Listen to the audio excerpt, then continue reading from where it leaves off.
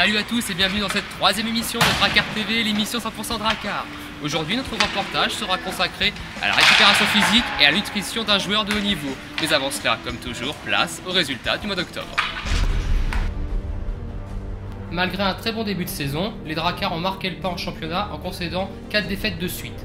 En Coupe de France, le HCC s'est défait de Cholet en 16e de finale avant de se faire éliminer par Rouen en 8e de finale à l'Île-la-Croix. Au classement, nos Dracards rétrogradent à la 10e place du championnat, mais ne sont qu'à un seul point de la zone de play-off.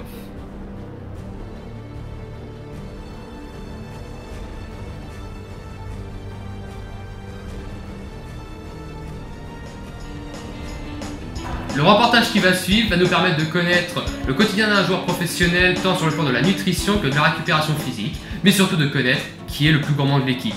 Place au reportage.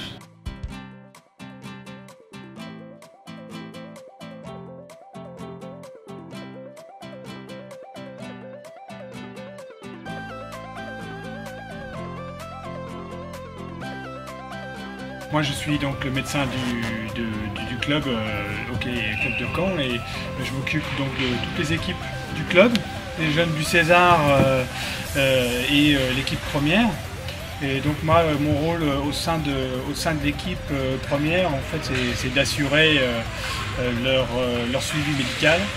Au mois d'août, une période dans laquelle on va pouvoir mettre en place les tests médicaux, les examens médicaux, pour dépister auprès des joueurs certaines anomalies ou contre-indications à la pratique du hockey.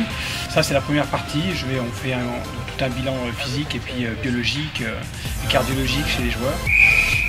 Et puis ensuite, tout au long de la saison, j'assure leur suivi médical, ça va donc du rhume au vaccin de la grippe qui vont bientôt arriver, et puis jusqu'à bien sûr la gestion de la blessure. Donc moi je suis là de toute façon à tous les matchs à domicile.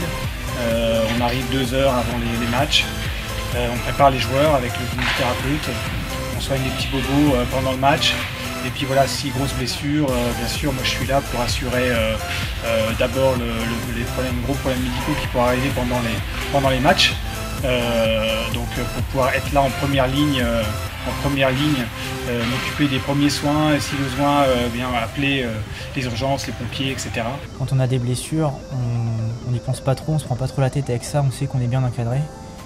Et du coup, ça nous permet de nous concentrer à 100% sur les matchs et d'être le plus performant possible. Dès qu'il y a une blessure, on met en place avec eux la rééducation et ensuite la réathlétisation et le retour sur la glace progressif en suivant des protocoles qu'on établit en fonction des blessures juste après la blessure. C'est vrai qu'on est bien suivi à Caen. On a vraiment tout, un kiné, ostéo, médecin, donc dès qu'on a un petit souci, tout est pris en charge. On n'a pas à se prendre la tête et on est bien suivi, donc généralement ça passe très bien. Le haut niveau, ou essayer d'atteindre le haut niveau, exige que le sportif ait une hygiène de vie exemplaire. Et donc ça veut dire qu'effectivement ça passe par une hydratation suffisante, ça passe par une alimentation équilibrée, plus riche pour un hockeyeur en protéines, plus riche en fruits, plus riche en légumes, bien s'hydrater encore une fois, parce que les joueurs s'entraînent quand même 2 fois par jour, donc ça fait quand même une dépense calorique importante. Ils sont à peu près à 3000, 4000 calories par jour. Nutrition, non, il n'y a pas de suivi sur la nutrition. Après on peut demander toujours conseil à Johan ou à Franck, mais on fait un peu ce qu'on veut. Après évidemment si on arrive hors forme, si on prend trop de poids, on va être plus suivi, mais non, généralement il n'y a pas de contrôle. On fait un peu comme on le souhaite. Ils vont aller courir, ils vont aller s'étirer, ils vont aller se mettre dans la glace, ils vont bien s'hydrater. Là c'est autant de choses qu'on a mis en place avec Johan, et voilà, ça fonctionne bien, puisque pour l'instant on n'a pas trop de pépins physiques, donc voilà, pour l'instant on croise les doigts.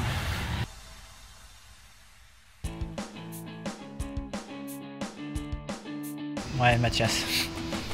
Ouais, Mathias, c'est vrai qu'il mange beaucoup. Palis aussi. Oh, j'aurais une petite, je mettrais une petite pièce pour Mathias Arnoux, oui. Je pense que effectivement, je le soupçonne de fréquenter les restaurants à steak du coin. Nos joueurs débuteront ce mois par la réception de Nantes le 7 novembre, avant de se déplacer à Anglette le 10.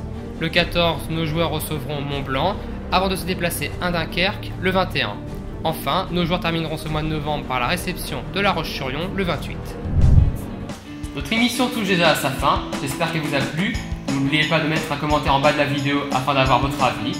Je vous retrouve donc dans un mois pour une nouvelle émission de Drakkar TV. N'oubliez pas de soutenir les Drakkar à la patinoire et allez le HCC.